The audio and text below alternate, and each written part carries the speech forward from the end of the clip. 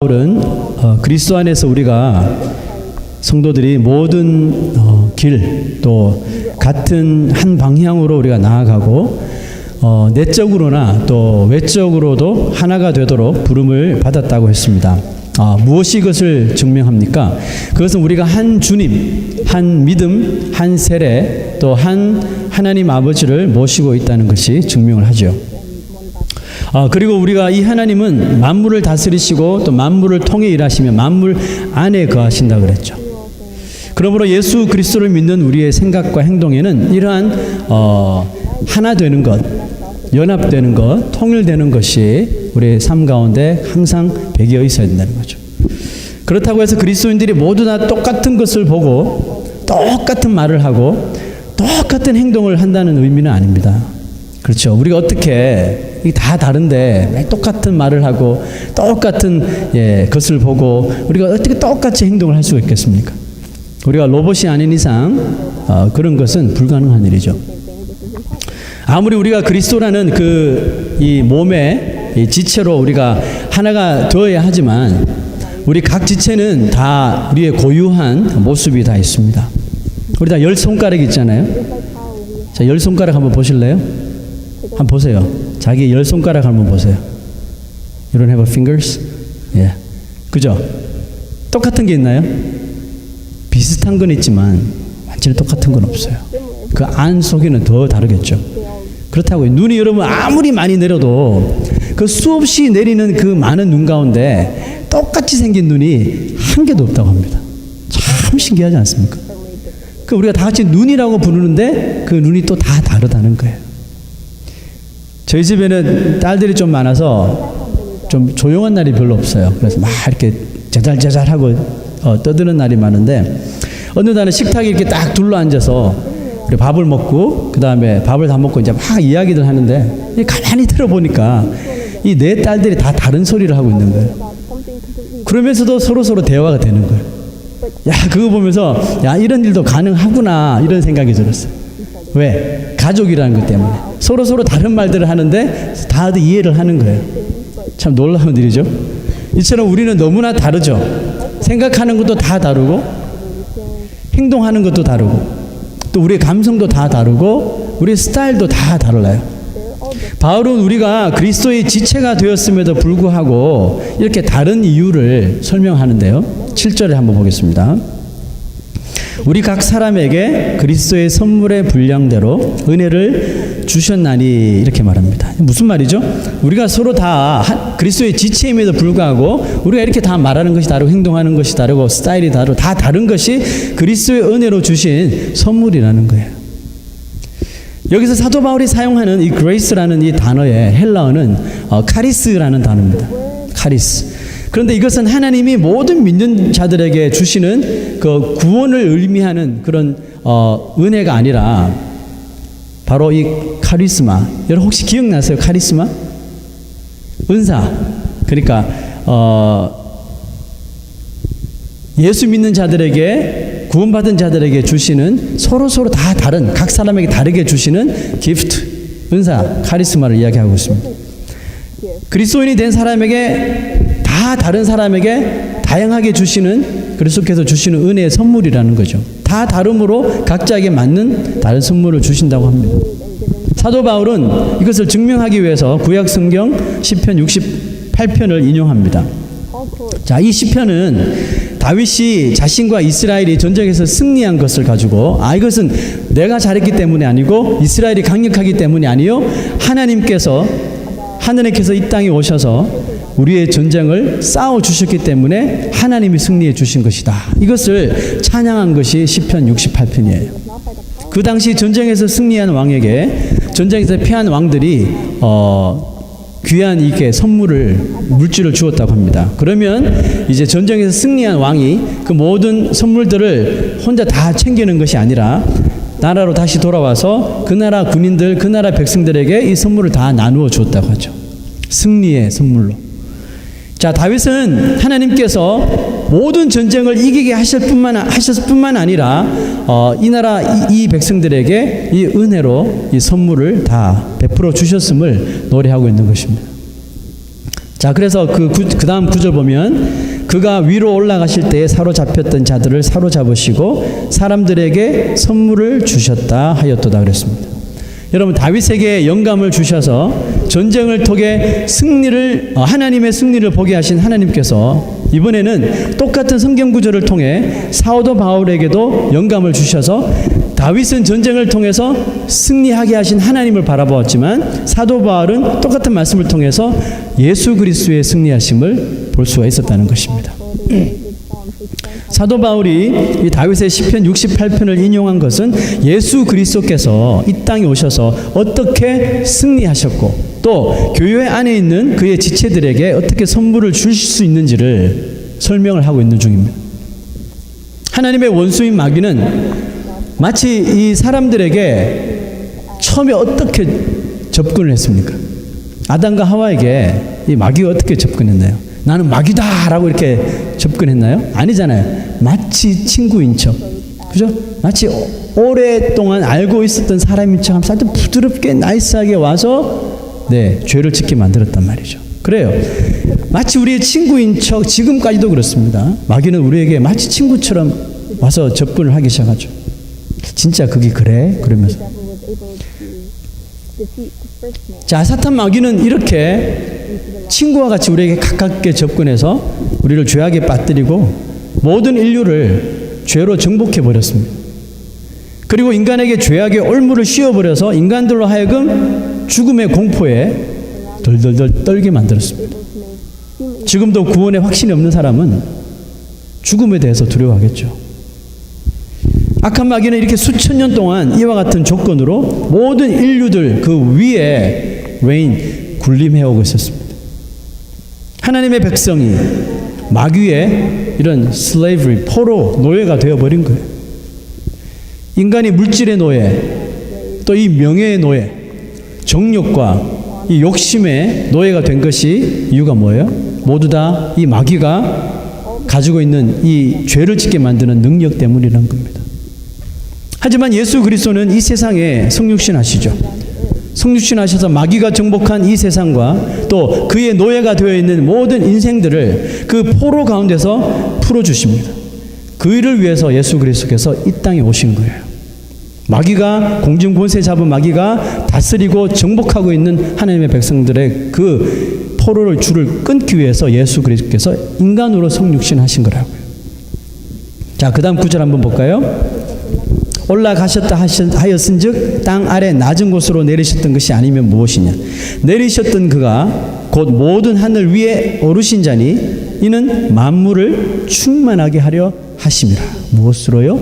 하나님의 은혜와 하나님의 사랑으로 충만케 하시기 위해서. 그렇습니다. 예수 그리스도는 하늘의 그 보좌를 버리시고 친히 이 땅에 내려오셨죠. 마귀는 이 사실을 너무나 잘 알고 있었기 때문에 예수님께서 이 세상에 성육신 하실 때부터 철저하게 그 하나님의 아들 예수 그리스도를 무너뜨리려고 애를 씁니다. 그렇죠? 그 여러분 스토리 잘 아시잖아요. 베들레헴에서 탄생하실 때 헤로드 왕을 일으켜서 죽이려고 했잖아요. 그때부터 시작해서 막 끊임없이 예수 그리스도를 어떻게든 무너뜨리려고 해요. 왜? 예수 그리스도가 승리하면 자기는 패하는 거니까.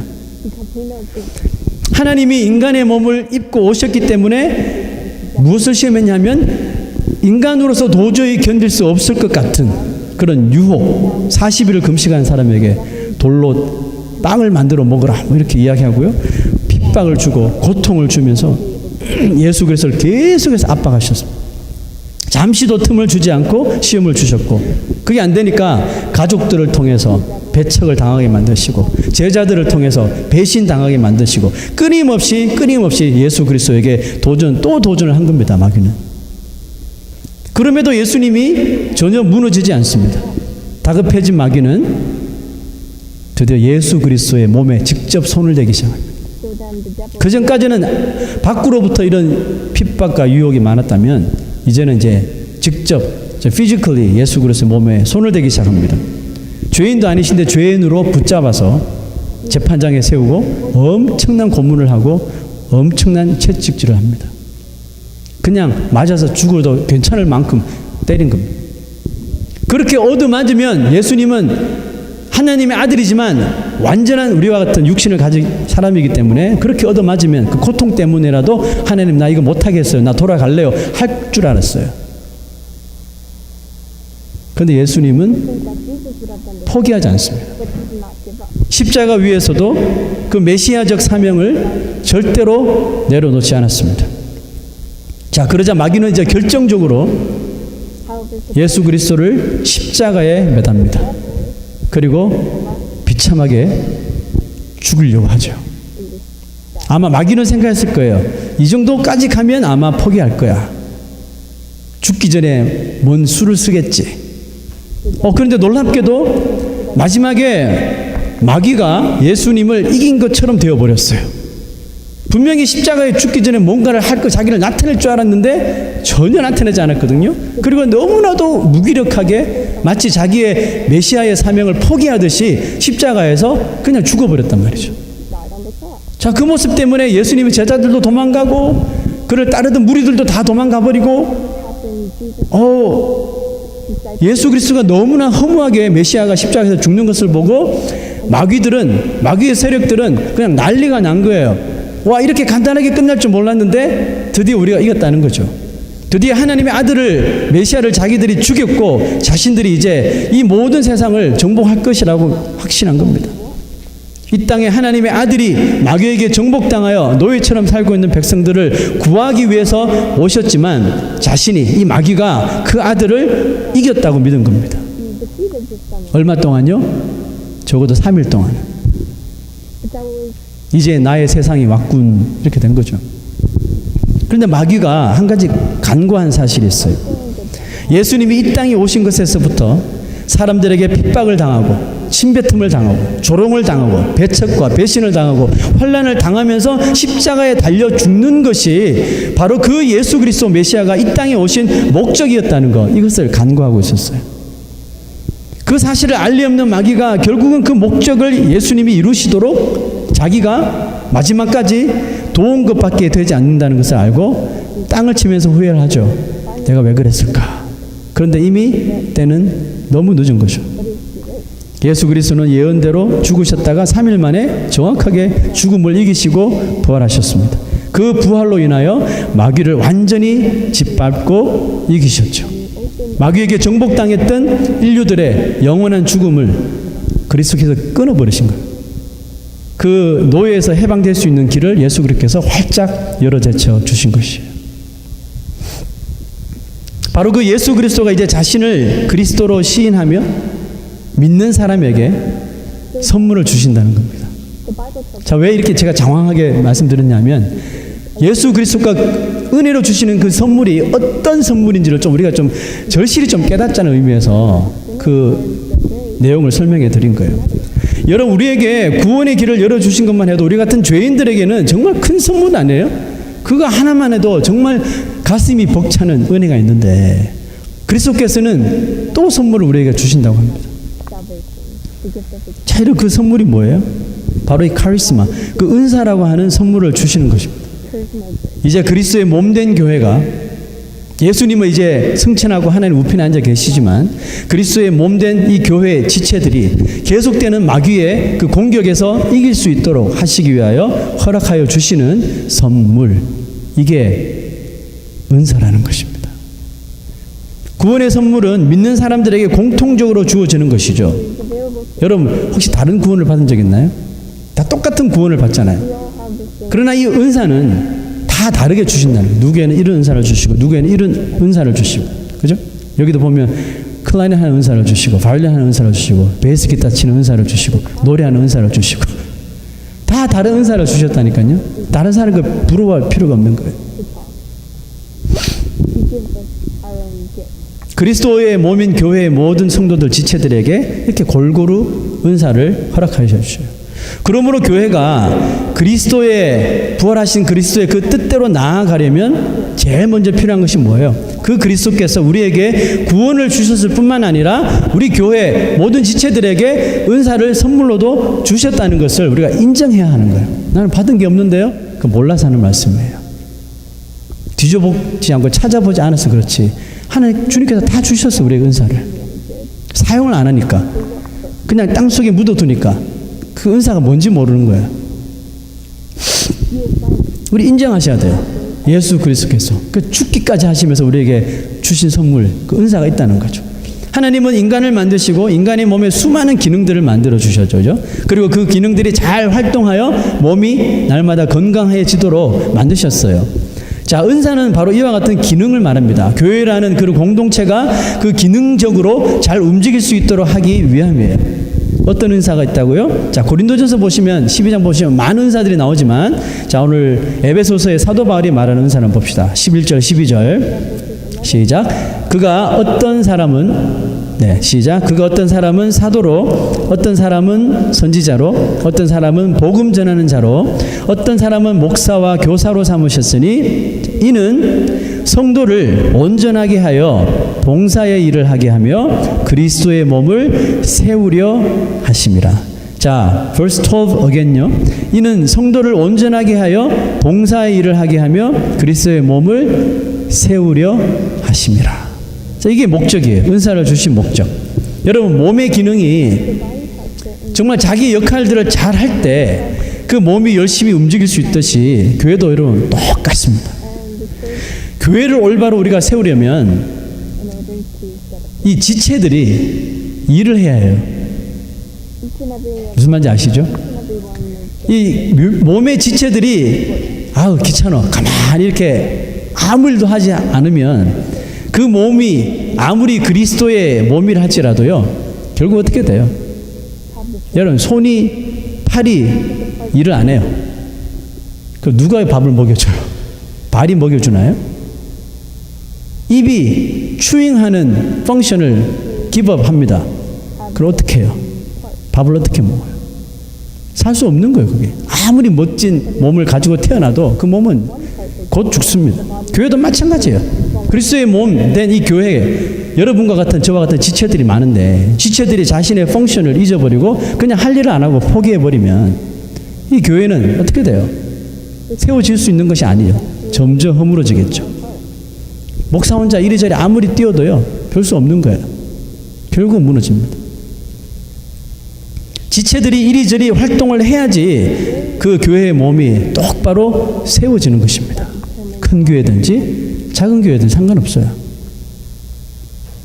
어떤 사람도 작은 교회 가면 너무 이것저것 하라 그래서 진짜 힘들어서 가기 싫다 그러는데 그게 축복이거든요. 큰 교회 가면 그걸 못해요. 찬스가 자기한테 안 돌아와요. 그죠? 그 작은 교회 가면 얼마나 할 일이 많습니까? 우리는 말 시키지는 않지만 찾아보면 너무 할 일이 많거든요. 여러분, 혹시 큰 교회 가서 그렇게 할 일이 없어서 막 허무하고 막 번아웃 되는 사람이 있으면 데리고 오세요. 건강한 교회로 데려와서 일을 시켜드리세요. 네? 회복될 거예요. 막 이 지체들은 일을 해야지 회복됩니다. 일을 안 하면 더 번아웃 되는 거예요. 그러므로 잘 기억하십시오. 예수께서 나에게 은사를 주셨다는 것과 어떤 은사를 주셨는지를 우리가 발견하여서 이것을 정말 주를 위해서, 교회를 위해서 쓰임 받아야 하는 거예요. 아무리 귀한 달란트 주면 뭐합니까? 그냥 땅속에 탁 파묻어 버리고 절대 꺼내놓지 않으면 사용받지 못하는 거예요. 여러분, 그렇다고 내가 내 은사를 내가 찾았다고 이것은 내 소유야, 내 것이야 라고 해서는 안 돼요. 만약 하나님 앞에 성령의 은사를 하나 받았다고 합시다. 은사를 받았는데 막 그걸 가지고 자랑하는 거예요. 오라고 나한테. 내가 다 줄 테니까 나만 믿으라고 그러고 막. 여러분, 착각하면 안 됩니다. 하나님께서 우리에게 은사를 주셨다면 이 은사를 가져가시는 분도 누구예요? 하나님이시죠. 그 은사를 교회를 올바로 세우기 위해서 주시는데 내 마음대로 나를 내세우기 위해서 사용하게 되면 그거 언제 가져가실지 몰라요. 그냥 가져가시나요? 가져가시고 쳐버리시죠. 무서운 일이죠. 교만하면 안 돼요. 우리에게 은사가 있으면, 은사를 발견했다면 그거 누가 주신 거예요? 예수 그리스도께서 주신 거예요. 성경 말씀 보니까 각 사람에게 주신 그리스도의 선물이라 그랬잖아요. 그리스도께서 친히 각 사람에게 내리시는 것이라고. 선물을 받을 때 선물을 받은 사람이 이 선물을 받고 보니까 이게 너무 좋은 거예요. 내가 정말 필요할 때 딱 맞는 선물을 주었어요. 자, 그러면 선물을 받은 입장에서 선물을 준 사람에게 어떻게 합니까? 너무 고맙다고, 그죠? 감사하다고 이야기하겠죠? 그 되게 감사해서 끝나지 않아요. 선물을 받은 사람이 또 그게 너무 자기한테 필요한 것이고 귀한 것이라면 기회가 있을 때 되갚아 주려고 그러죠. 저분이 이게 필요할 때 선물을 다시 주려고 하는 마음이 기본적으로 다 있잖아요. 선물을 받을 때 선물 받은 사람은 다시 주고 싶어 하는 거예요. 정말 그 선물 받아 너무 기뻤다면. 그렇죠? 그렇습니다. 그리스도가 우리에게 선물을 주시려고 뭘 하셨나요? 엄청난 고난을 당하셨잖아요. 고난을 당하셨습니다. 죽음까지 당하셨잖아요. 그런데 만약에 우리가 그러고 우리에게 선물을 주셨다 그러면 야 여러분 이게 그냥 선물인가요? 아니잖아요. 생명을 주신 선물이잖아요. 자 그러면 그 선물을 받은 사람이라면 정말 그 선물이 얼마나 가치 있는 선물이라는 것을 깨달았다면 이제 선물 받은 사람의 마음이 좀 달라져야 되잖아요. 내가 뭔가 I have to do something to my Christ. 뭘 해야 될 거 아니에요.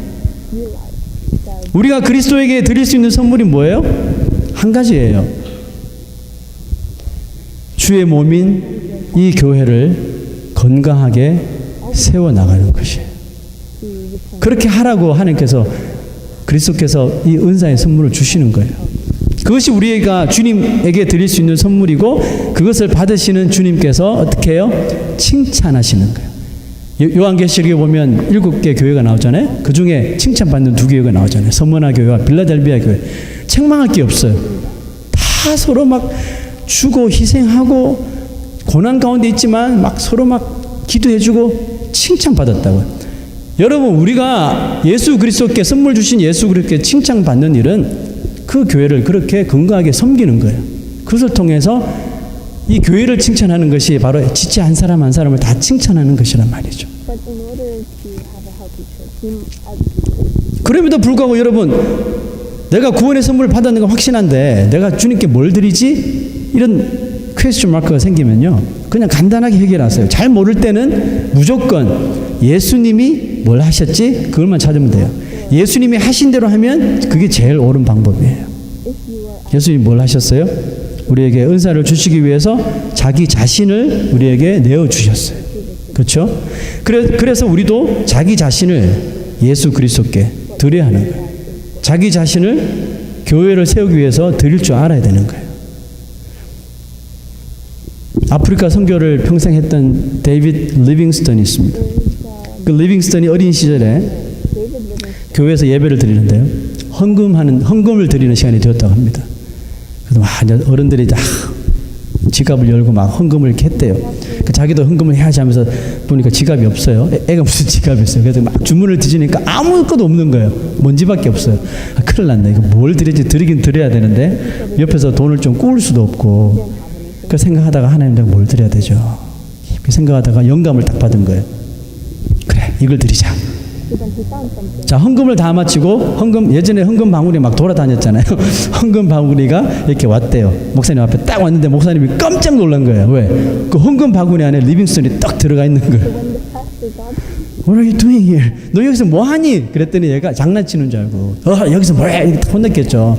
그랬더니 저는 드릴 헌금이 없어서 제 몸을 드립니다. 이해됩니까?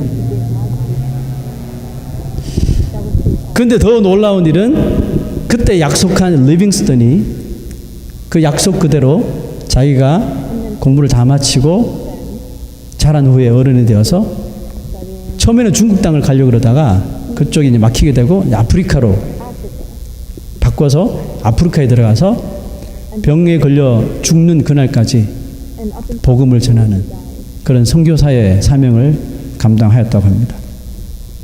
여러분 그리스도가 자기 몸을 희생하면서까지 우리에게 주신 선물의 가치를 우리가 조금만 더 높게 여긴다면 그리스도가 죽으신 그 죽음을 조금만 우리가 조금만 한 단계 높게 볼 수 있다면 그 사람은 이 그리스도의 몸을 세우기 위해서 자신을 희생하게 되는 거예요. 자기 자신을 드리게 되는 거예요. 왜 헌신하지 못하고 왜 못 드리나요? 결국은 그게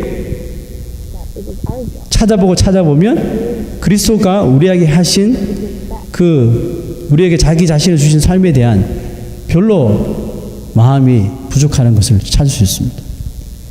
여러분 교회는 정말 희생 없이는 올바로 세워질 수 없는 곳이 바로 교회입니다. The church is a place that cannot. 돈만 내면 여러분 교회가 됩니까? You can't build up a church. 안 돼요. 건물은 유지할 수 있겠죠. 여러분 물질로서 교회가 세워져 나가는 게 절대로 아니에요. 희생이 필요합니다. 너도 나도 땀 흘리는 희생이 필요한 거예요. All of us need to work. 성도는 그리스도로부터 희생을 배워야 합니다. And as Christians, 그리고 자신을 그 리빙스턴처럼 하나님 앞에 드릴 수가 있어야 돼요.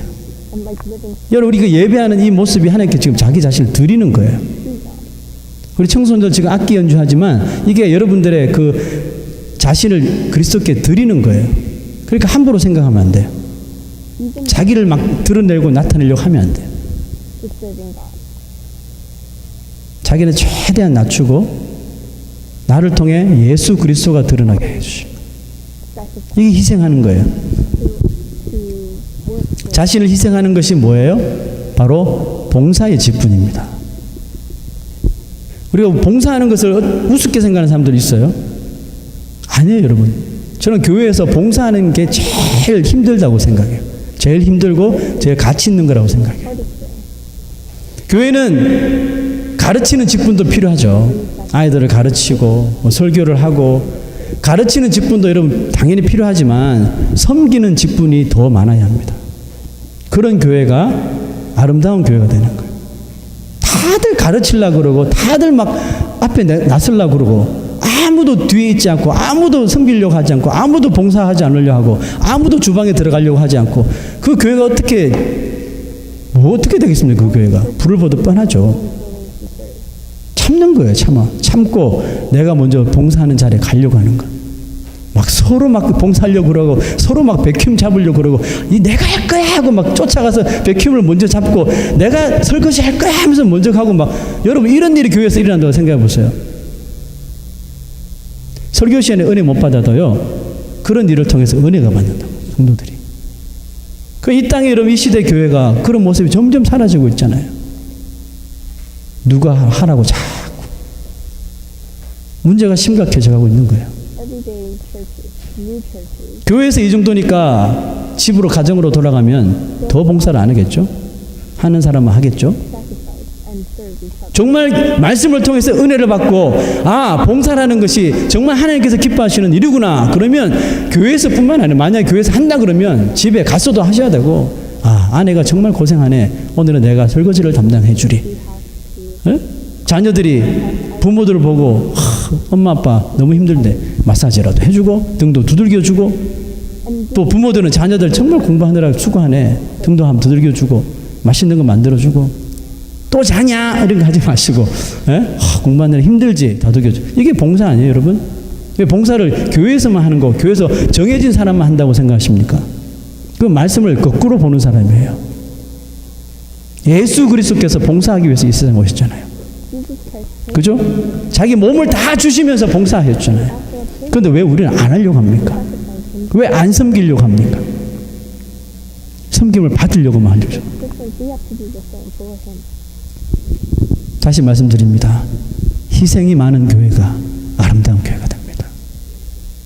섬기려고 하는 사람들이 지체가 많은 교회가 건강한 교회가 되는 거예요.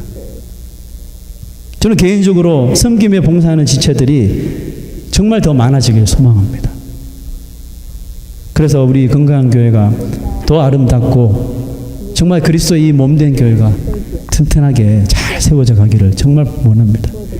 예수 그리스도는 각 사람에게 분명히 이 은혜의 은사를 선물로 우리에게 다 주셨어요, 여러분.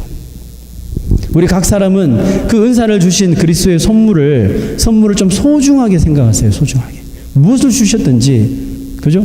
좀 소중하게 여기세요. 소중하게 생각하고 그리스도께 선물을 드리기 위해서 희생하고 좀 더 땀 흘리고 좀 더 봉사하며 그의 몸된 교회를 건강하게 잘 합심하여 세워져 나갈 수 있는 우리 귀한 성도들 되시기를 주의 이름으로 축원합니다. 우리 금주의 기도 한번 읽고 기도하도록 하겠습니다. 시작. 그리스도의 선물의 가치를 깨닫게 하옵소서. 자기를 희생하고 봉사하며 섬기는 자가 되게 하옵소서. 금식 기도를 통해 응답해 주옵소서.